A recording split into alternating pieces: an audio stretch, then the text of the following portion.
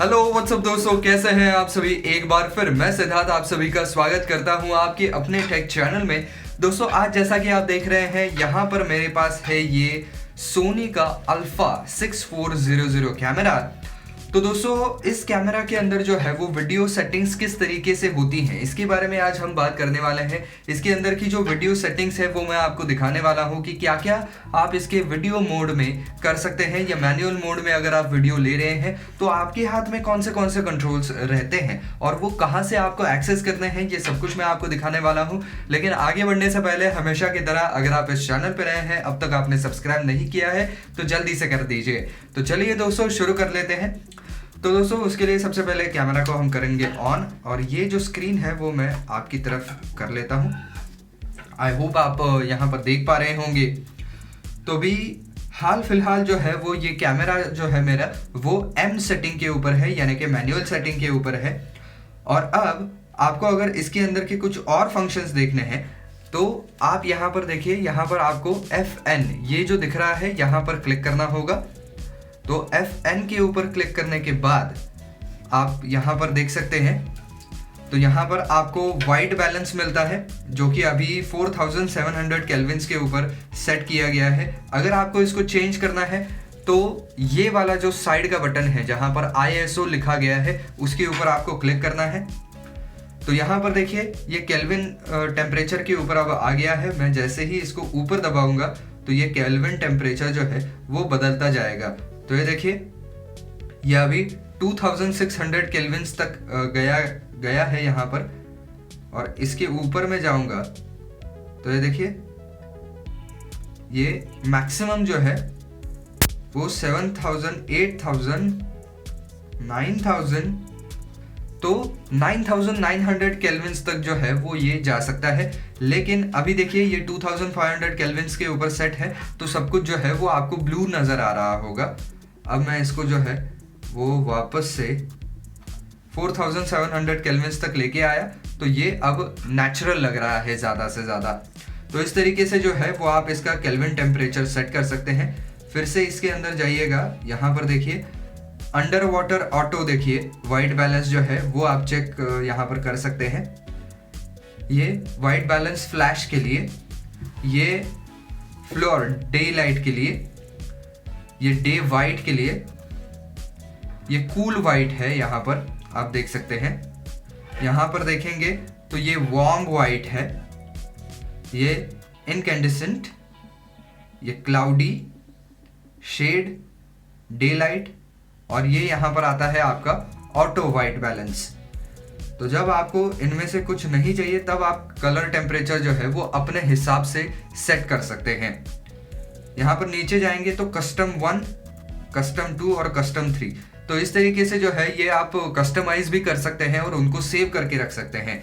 तो अगर आपको किसी स्पेशलाइज सेटिंग में बार बार वीडियो शूट करने पड़ते हैं तो आप इस कस्टम सेटिंग का इस्तेमाल कर सकते हैं। हाल फिलहाल मैं इसको 4700 पे छोड़ रहा हूँ। इसके बाद ये वाला जो सेक्शन आपको दिख रहा है इससे आपका अपर्चर जो है वो यहाँ पर सेट होता है, यानी कि ये वाला सेक्शन जो है एफ स्टॉप। तो ये 2 के ऊपर जाएगा तो ज़्यादा से ज़्यादा लाइट लेके आएगा। ये 1.8 पे जाएगा तो और लाइट लेके आएगा। 1.6, 1.4 पर ये मैक्सिमम जा सकता है। तो यहाँ पर एक चीज़ आपको याद रखनी है कि जितना कम यहाँ पर एफ स्टॉप होगा उसका वैल्यू जितना कम होगा, अभी ये 1.4 यानी कि लोएस्ट वैल्यू है यहाँ पर, तो उतना ही ज़्यादा यहाँ पर लाइट आएगा। जितना आप इसको 1.6, 1.8, 2, 2.2, 2.5, 2.8, 3.2, 3.5, 4, 4.5, 5, 5.6, तो 5.6 तक जाते जाते ये देखिए ये फ्रेम आपकी जो है यानी कि पिक्चर जो दिख रहा है वो कितना ज़्यादा डार्क हो रहा है। और यही मैं जैसे जैसे इसकी वैल्यू कम करता जाता हूँ वैसे वैसे आपके पिक्चर में ज़्यादा से ज़्यादा लाइट आती है। तो बेसिकली ये कैमरा के अंदर जो है वो इस तरीके का एक लेंस होता है। तो जैसे जैसे आप इस अपर्चर को कम कम करते जाएंगे वो लेंस खुलता चला जाएगा और ज़्यादा से ज़्यादा लाइट जो है वो कैमरा के सेंसर पे पड़ेगा और उसके हिसाब से वो आपको पूरी एक फ्रेम दिखाएगा जिसके अंदर काफ़ी अच्छा खासा लाइट होगा। वहीं पर जैसे जैसे आप इस वैल्यू को बढ़ाते जाएंगे वैसे वैसे वो सिकुड़ता चला जाएगा और कम से कम लाइट आपके कैमरा के अंदर आएगा, जिसकी वजह से आपके फ्रेम के अंदर की लाइट कम होती चली जाएगी। लेकिन आपकी फ्रेम ज़्यादा से ज़्यादा लिट हो, इसके लिए आपको ये पूरा ही घुमा नहीं देना है। कुछ लोग क्या करते हैं 1.4 पे लगा करके आउटडोर में शूट करने चले जाते हैं जहाँ पर ब्राइट सनलाइट है। ऐसे में अगर आप शूट करेंगे तो पूरा का पूरा जो आपका फुटेज है वो बर्न्ड आएगा, यानी कि उसके अंदर कुछ दिखेगा ही नहीं, इतना ज़्यादा लाइट होगा। तो आपको ये एक नॉर्मल इसके ऊपर रखना होगा। 2.2 इज द आइडियल वन, या 2.5 पे भी चले जाएं तो भी ठीक रहता है अगर आपके पास अच्छा खासा लाइट है। आपको ये आपके लाइट के हिसाब से जो है वो सेट करना होता है। ये जो है ये आपका शटर स्पीड है, तो अभी ये 1:60 है, ये 1:80 पे आ गया, तो ये 1:40 पे आ गया। तो जनरली इसको 1:50 या 1:40 पे रखा जाता है। तो ये आपका शटर का स्पीड है, यानी कि 1 सेकंड के अंदर ये शटर जो है वो कितनी बार बंद और खुलेगा, बंद होगा और कितनी बार खुलेगा, ये इससे डिसाइड होता है। 1 सेकंड में 40 बार हाल फिलहाल ये हो रहा है। जैसे जैसे आप इसको बढ़ाते जाएंगे वैसे वैसे आपके फ्रेम में से लाइट कम होता चला जाएगा, क्योंकि ज़्यादा बार ये शटर जो है वो बंद और चालू हो रहा है, तो ज़्यादा लाइट इन नहीं हो पा रहा है। जितना शटर को आप स्पीड को थोड़ा सा ऐसा कम रखेंगे तो ज़्यादा लाइट आएगा। ये बात हो गई यहाँ पर शटर स्पीड की। अब फिर से आपको फंक्शन बटन दबाना है।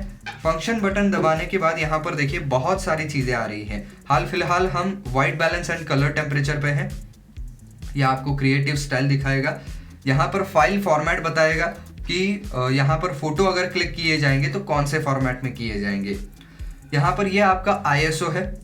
ISO से भी आप लाइट को सेट कर सकते हैं। मान लीजिए आपके पास जो है वो अपर्चर कम रखना पड़ रहा है आपको, यानी कि 4.5 5.5 तक लेके जाना पड़ रहा है, लेकिन फिर भी आपको इमेज में थोड़ा बहुत लाइट चाहिए। तो आप क्या करेंगे, तो ये वाला जो स्क्रॉल बार है इसको आपको घुमाना होगा। तो ये देखिए जैसे जैसे मैं यहाँ पर घुमा रहा हूँ वैसे वैसे ये लाइट बढ़ाता जा रहा है अपनी फ्रेम के अंदर। ये मैंने और कर दिया, और ये 1000 1600 2000 2500 3200 4000 5000 6400 8000 10,000 ISO तक जा रहा है। 12,800 16,000 20,000 25,600 32,000 40,000 51,200 6,000 64,000 माफ कीजिएगा 64,000 80,000 और 1,02,400 ISO तक भी ये जा सकता है। तो उतने की ज़्यादा ज़रूरत नहीं पड़ती है अनलेस एंड अनटिल आप कुछ ज़्यादा ही जो है वो डार्क कंडीशन में जा रहे हैं, तब आपको ये ISO जो है वो हाईएस्ट इस पे रखना पड़ेगा। यानी कि माफ कीजिएगा मैं कुछ ज़्यादा ही जल्दी स्क्रॉल कर रहा हूँ, आराम से स्क्रॉल करके।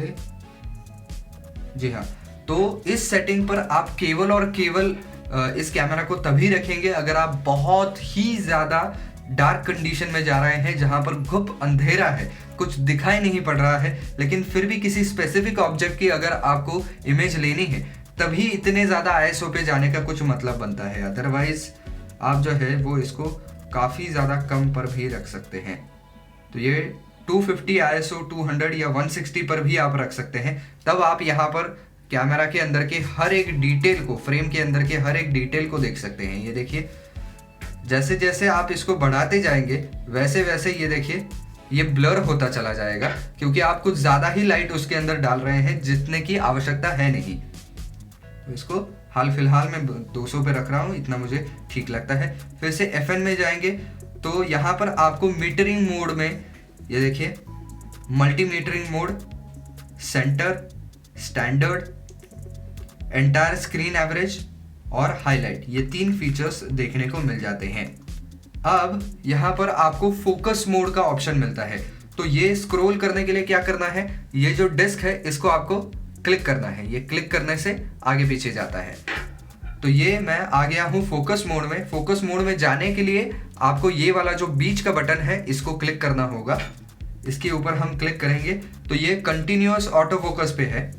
आप चाहें तो इसको DMF के ऊपर भी रख सकते हैं और मैनुअल फोकस इसके ऊपर भी रख सकते हैं। उसके ऊपर जो आता है वो आता है ऑटोमेटिक ऑटो फोकस, और यहां पर आता है सिंगल शॉट ऑटो फोकस, यानी कि आप एक बार उसको फोटो खींचेंगे तब वो फोकस होगा, अगली बार जब आप करेंगे तो फिर से अलग से इसको फोकस करना पड़ेगा।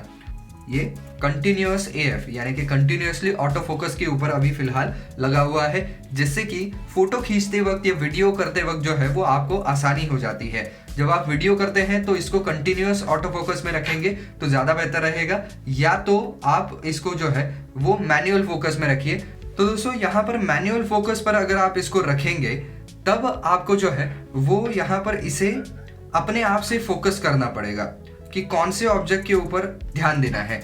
तो उसके लिए आपको ये वाली जो रिंग है इसको हिलाना पड़ता है, उसके हिसाब से ये फोकस कम ज़्यादा करता है।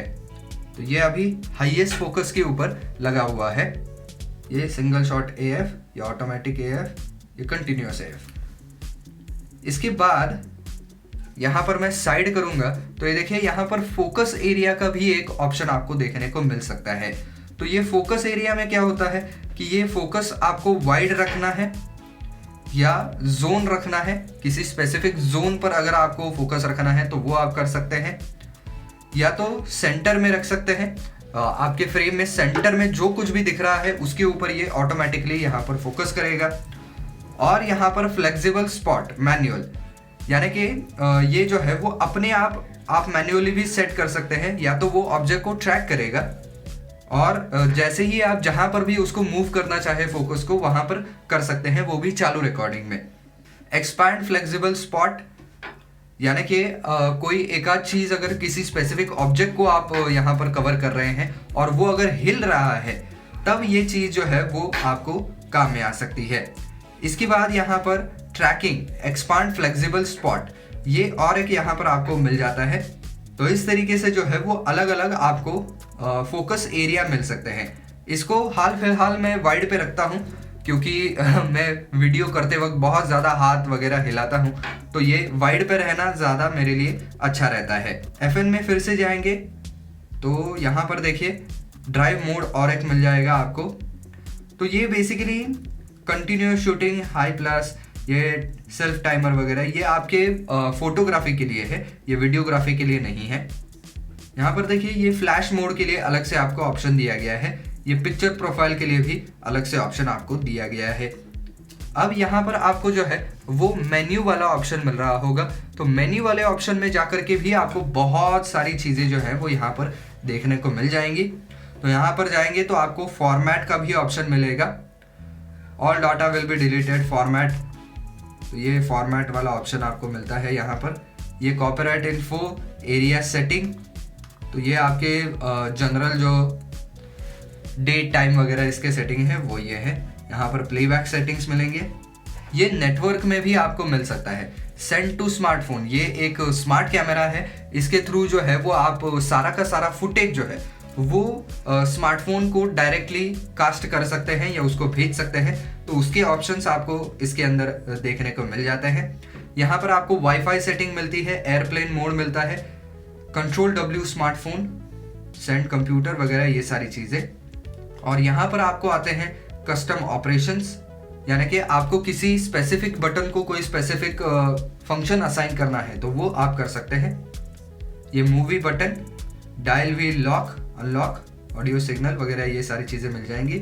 यहाँ पर आपको फाइल फॉर्मेट चूज करने का ऑप्शन मिलेगा, JPG क्वालिटी चूज करने का ऑप्शन मिलेगा, इमेज क्वालिटी, एस्पेक्ट रेशो वगैरह ये सारी चीज़ें।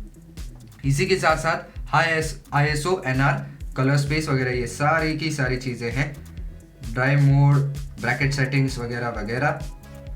और यहाँ पर आपको फोकस मोड जो मैंने चालू कैमरा में भी आपको दिखाया था वो आप यहाँ पर भी देख सकते हैं। प्रायोरिटी सेट इन AFS, बैलेंस एम्फोसिस वगैरह ये सारी चीज़ें। और इसी तरीके से जो है वो आप और थोड़ा सा आगे जाएंगे तो ये पेजेस हैं, ये जो पेजेस हैं वो मैं कैसे चेंज कर रहा हूँ, तो ये वाला जो बटन है इसको दबा देना है तो ये चेंज होता रहता है, आगे आगे जाता रहेगा। यहाँ पर देखिए वाइट बैलेंस का भी ऑप्शन आपको मिलेगा, creative style, picture effect, picture profile ये सारी चीज़ें। और यहाँ पर देखिए आपको फाइल फॉर्मेट मिलेगा, यानी कि जब आप रिकॉर्ड करते हैं तब आपको कौन से फाइल फॉर्मेट में रिकॉर्ड करना है। तो ये अभी XAVC S4K के ऊपर लगा हुआ है, या तो आप इसको XAVCS HD के ऊपर लगा सकते हैं, या तो उससे नीचे का रेजोल्यूशन भी इसके अंदर मौजूद है। ये एक 4K डिजिटल कैमरा है, ये पूरा फुटेज जो है वो 4K के अंदर शूट कर सकता है। तो यहाँ पर देखिए 25 फ्रेम्स पर सेकंड का स्पीड इसके ऊपर लग सकता है, और 60M सुपर 35 मिलीमीटर है, और उसके ऊपर का भी आपको जो है वो मिल सकता है जो कि 100 FPS है। तो ये और भी हाईएस्ट सेटिंग होती है, लेकिन उसके अंदर आपकी फाइल बहुत ज़्यादा बड़ी बन जाती है। और अगर नीचे जाना है इसमें तो ये डायल वाला बटन दबा दीजिए नीचे का, और ये आप नीचे जा सकते हैं। इसके अंदर भी AF ड्राइव स्पीड आपको मिल जाता है, AF ट्रैकिंग सेंस। तो यहाँ पर रिस्पॉन्सिव और स्टैंडर्ड इन दोनों के बीच में आप चूज कर सकते हैं। ऑटो स्लो शटर जो है वो आप ऑन ऑफ कर सकते हैं। इनिशियल फोकस मैग, तो ये 1x या 4x जो भी है आप कर सकते हैं। ऑडियो रिकॉर्डिंग ऑन या ऑफ कर सकते हैं यहाँ से। ऑडियो रिकॉर्डिंग लेवल अभी क्योंकि कोई इसके अंदर माइक नहीं लगा हुआ है तो वो आपको दिखेगा नहीं, लेकिन इसके अंदर मैं माइक लगा देता हूँ।